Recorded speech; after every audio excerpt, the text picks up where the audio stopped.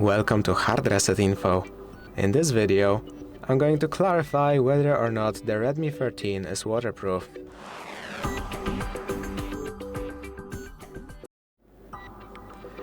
The Redmi 13 has the IP rating of 5.3. The 5 meaning it is dust protected, while the 3 meaning it's protected from spraying water, which means it isn't actually protected even from water splashing from any direction. So I would advise keeping your Redmi 13 away from any water to make sure that it doesn't get wet.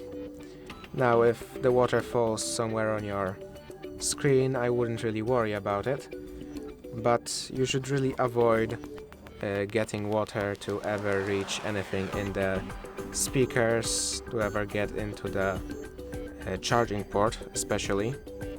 Just make sure water never gets into any openings, especially, as I said, the charger, the speakers or the audio jack up top. If this video helped you, please consider subscribing, leave a like and a comment down below.